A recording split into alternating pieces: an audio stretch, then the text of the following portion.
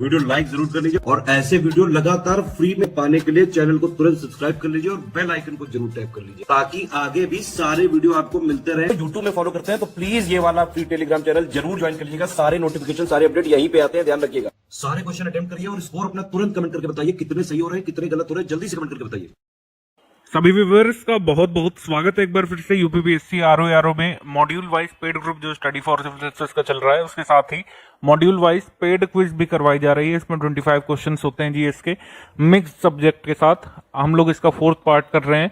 शुरुआत करते हैं। भारत के निकटतम पड़ोसी देशों में से कौन सा देश शामिल नहीं है? तो निकटतम पड़ोसी देशों में चीन शामिल है, म्यांमार है, भूटान है, नेपाल है, ठीक है, श्रीलंका भी है, लेकिन जापान नहीं। जापान निकटतम पड़ोसी देश हमारा नहीं है। हमारा अगला क्वेश्चन है कि समुद्र पार भारत का सबसे निकटतम देश कौन सा है? समुद्र पार सबसे निकटतम बताना है, तो इसका उत्तर हो जाएगा श्रीलंका। ऑप्शन नंबर सी यहाँ पे सही है। तो श्रीलंका में अभी प्रेसिडेंट और प्राइम मिनिस्टर पिछले मंथ नए बने हैं, ठीक है। वहां पर इकोनॉमिक क्राइसिस चल रहा है, वित्तीय आपातकाल वहां पे लग चुका है, कई सारी चीजें आपने सुनी होंगी। तो प्रेसिडेंट और प्राइम मिनिस्टर के नाम हमने करंट अफेयर में बताए थे। आप अगर याद कर पा रहे हैं तो जल्दी से कमेंट करके बताइए। हम्बनटोटा का एयरपोर्ट भी काफी चर्चा में रहता है। हम्बनटोटा का एयरपोर्ट जो है श्रीलंका में है, ठीक है, और ये चाइनीज असिस्टेंट के साथ बना था। अगला हमारा प्रश्न है कि निम्नलिखित में से कौन सा राज्य उत्तर, पश्चिम और दक्षिण तीन तरफ से बांग्लादेश से घिरा हुआ है? तो ये है त्रिपुरा, ठीक है। ऑप्शन नंबर बी यहाँ पे सही है। त्रिपुरा जो है तीन तरफ से बांग्लादेश से घिरा हुआ है। बांग्लादेश ही वो कंट्री है जिससे हम मैक्सिमम लैंड बाउंड्री शेयर करते हैं। हम किस कंट्री के साथ मैक्सिमम लैंड बाउंड्री शेयर करते हैं? बांग्लादेश के साथ। बांग्लादेश। भारत को कितने प्राकृतिक प्रदेशों में विभाजित किया जाता है? तो इसमें कंफ्यूजन रहता है, क्योंकि अगर हम द्वीपों को और तट को एक साथ लिख देते हैं तो इसमें 4 हो जाते हैं, और अलग अलग लिखते हैं तो 5 होते हैं। गिवन ऑप्शन के हिसाब से एग्जाम में करिएगा। उत्तर का पर्वतीय क्षेत्र, उसके बाद विशाल मैदान है, फिर प्रायद्वीपीय पठार है, फिर तट है, फिर द्वीप है। अगर अलग अलग लिखें तट द्वीप को तो 5 हो रहे हैं, तट और द्वीप को एक साथ लिखें तो 4 हो रहे हैं। वर्तमान में जहां पर हिमालय है वहां पर कौन सा सागर हुआ करता था? तो टेथिस सी इसका आंसर हो जाएगा। हिमालय जो भी बना खड़ा है वो टेथिस सी के मलबे के उत्थान से ही बना है, ठीक है। अगर आपने थोड़ा बहुत जियोलॉजी कॉन्सेप्ट पढ़े हैं, एनसीईआरटी में दिया थोड़ा बहुत, तो ब्रीफ में कि हिमालय कैसे बना है। जो मलबा उठा था टेथिस सागर का, उसी से हिमालय बना है। तो इसी संदर्भ में हिमालय की जियोलॉजी संबंध में क्वेश्चन आया था यूपीपीएससी में 2019 में। Sedimentary rocks of the greater Himalaya were fossil less. मुख्य हिमालय की परतदार चट्टानें जो है जीवाश्महीन है, ये उत्तर सही है। लघु हिमालय की परतदार चट्टानों में समुद्री जीव जंतुओं के जीवाश्म मिलते हैं। जो काली गंडक नदी से या फिर और भी जो नदियां हैं शिवालिक रेंज में, उसमें जो शालिग्राम हमको देखने को मिलते हैं। शालिग्राम क्या है? शालिग्राम में आप जो इम्प्रिंट्स देखते हैं वो एक्चुअली फॉसिल के ही तो इम्प्रिंट है, और वो जो है सब पुराने के हैं, जिस काल में हिमालय के पहले के हैं। वो जो फॉसिल्स मिले हैं वो हिमालय के भी पहले के हैं। तो इससे पता चलता है कि जो हम हिमालय का पत्थर देख रहे हैं वो कभी जो है टेथिस के मलबे के रूप में था। टेथिस के सीबेड में वो पत्थर या वो चट्टान या मलबा हुआ करता था, जो अब इतना ऊंचा उठ करके हिमालय बन गया है। वाह हिमालय या शिवालिक में मानव सभ्यता के भी अवशेष मिले हैं, सही है। तो तीनों को सही माना गया था फाइनल उत्तर कुंजी में। आंसर हो जाएगा इसमें डी। इस तरीके से हम देखते हैं करीब 70 मिलियन ईयर पहले जो इंडियन प्लेट है ये धीरे धीरे बढ़ना शुरू हुई थी नॉर्थ की तरफ, और 40 से 45 से 50 इतना ही अनुमान लगाते हैं जियोलॉजिस्ट। इस मिलियन वर्ष पहले इंडियन प्लेट जाकर के टकराती है यूरेशियन प्लेट से, ठीक है। और यहाँ पर उन्मज्जन किसका होता है? हिमालय का। हिमालय का उन्मज्जन यहाँ से होता है, पूरा हिमालय यहाँ से उठते हैं। यहाँ पर टेथिस सी है, आप देख पा रहे हैं, जो टेथिस सागर है, ये बीच में जो टेथिस सी है, इसी का मलबा जो है उठ करके हिमालय बन जाता है। ये शालिग्राम आप देख पा रहे होंगे कि शालिग्राम जो हमको मिलते हैं गंडक, काली गंडक नदी से, तो ये एक्चुअली जो इनमें फॉसिल इम्प्रिंट्स हैं, फॉसिल इम्प्रिंट्स जो हैं ये उस समय के भी पहले के हैं जब हिमालय बना था। तो हम लोग कह सकते हैं कि ये इम्प्रिंट्स कहाँ से आए? ऑब्वियसली ये टेथिस सागर के मलबे के इम्प्रिंट्स हैं। भारत की सबसे ऊंची चोटी गॉडविन ऑस्टिन जो है किस पर्वत श्रेणी में स्थित है? तो इसका उत्तर हो जाएगा काराकोरम रेंज। अच्छा, काराकोरम रेंज जो है ये ग्रेट हिमालय का पार्ट है कि नहीं है, इसमें बड़ा डिस्प्यूट रहता है। Is it a part of great Himalaya और नॉट? तो इसका उत्तर हो जाएगा no, it is not a part of great Himalaya. महान हिमालय का हिस्सा काराकोरम नहीं है, इसका एक्सटेंशन है, ठीक है। एक्सटेंशन तो है काराकोरम ग्रेट हिमालय का, लेकिन ग्रेट हिमालय नहीं। ग्रेट हिमालय जो है वो हिमाद्री है, ठीक है। ग्रेट हिमालय अगर हम बोलें किसको, किस रेंज को, तो हिमाद्री है ग्रेटर हिमालय। आगे हम लोग बढ़ेंगे। काराकोरम की किस घाटी में सियाचिन दर्रा या सियाचिन ग्लेशियर स्थित है? तो सियाचिन ग्लेशियर जो स्थित है वो है आपका नुब्रा वैली में। पूछा जा चुका है कई बार एग्जाम में, हमारा आंसर हो जाएगा इसमें ए। गति के नियम के अनुसार क्रिकेट का खिलाड़ी गेंद को कैच करते समय अपने हाथों को थोड़ा पीछे कर लेता है। हम इसमें किस न्यूटन के नियम की बात करते हैं? तो यहाँ पर लग रहा होता है गति का दूसरा नियम, ठीक है, गति का द्वितीय नियम।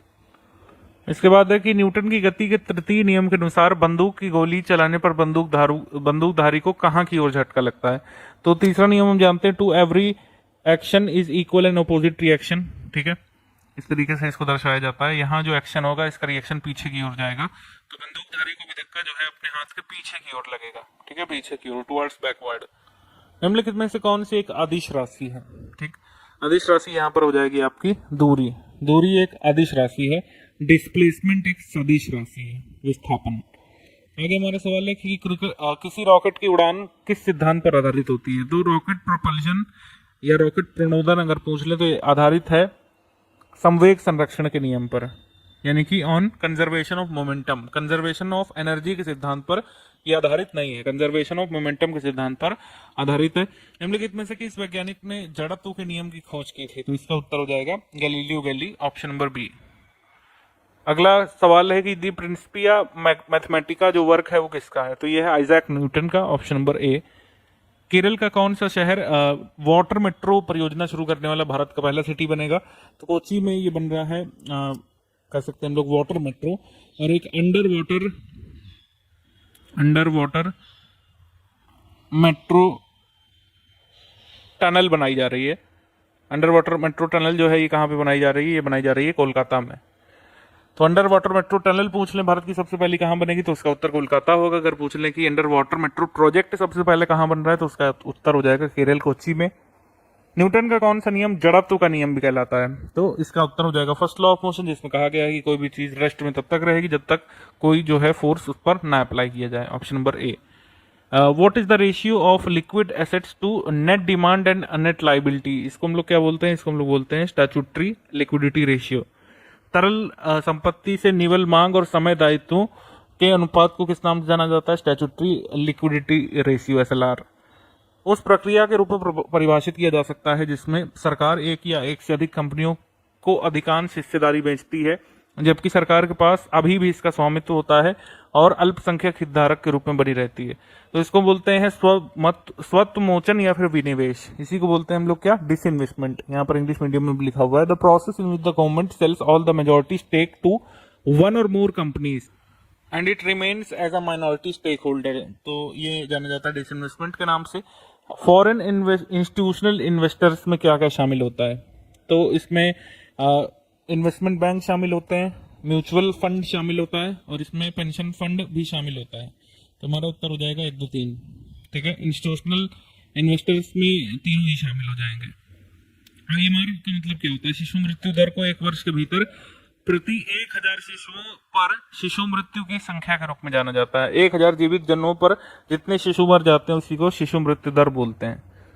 जेंडर पैरिटी इंडेक्स जो है number of female student enrolled at primary, secondary and tertiary level of education to the number of male student in each level. तो जेंडर पैरिटी इंडेक्स के बारे में रिपोर्ट आई थी यूनेस्को के द्वारा, उसमें कहा गया है कि तीनों ही लेवल पर फीमेल स्टूडेंट का जो अनुपात मेल स्टूडेंट से बनेगा उसी को जेंडर पैरिटी इंडेक्स या फिर लैंगिक समता सूचकांक कहा जाएगा, ऑप्शन नंबर डी। अगला है मायो एंजेलू किस देश के सिक्के पर प्रदर्शित होने वाली पहली अश्वेत महिला बनी है? तो यूएस के सिक्के में प्रदर्शित होने वाली पहली अश्वेत महिला बनी है माया एंजेलू। देश में स्टार्टअप इकोसिस्टम का संवर्धन करने के लिए किस तिथि को स्टार्टअप दिवस के रूप में मनाया जाएगा? 16 जनवरी को, ठीक है, 16 जनवरी। किस राज्य के कुंबलंगी गांव में भारत की पहली सैनिटरी नैपकिन मुक्त पंचायत बनी है? मतलब कुंबलांगी विलेज जो है India first sanitary napkin free village बन गया। ये कहाँ पे है कुंबलांगी? तो कुंबलांगी विलेज है केरल में, ठीक है, ऑप्शन नंबर डी केरला।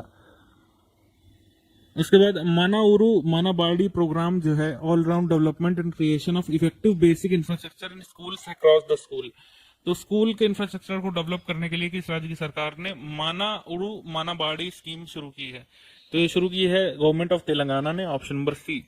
फिर इसके बाद है कि मंदम मंजप्पई स्कीम, ये किस लिए शुरू की गई? मंदम मंजप्पई स्कीम शुरू की गई है तमिलनाडु में, जिससे कि एसयूपी सिंगल यूज प्लास्टिक्स को जो है खत्म करने में मदद की जा सके, यानी कि कपड़े की थैलियों का उपयोग करने के लिए प्रमोट किया जाएगा, सिटीजन्स को इनकरेज किया जाएगा।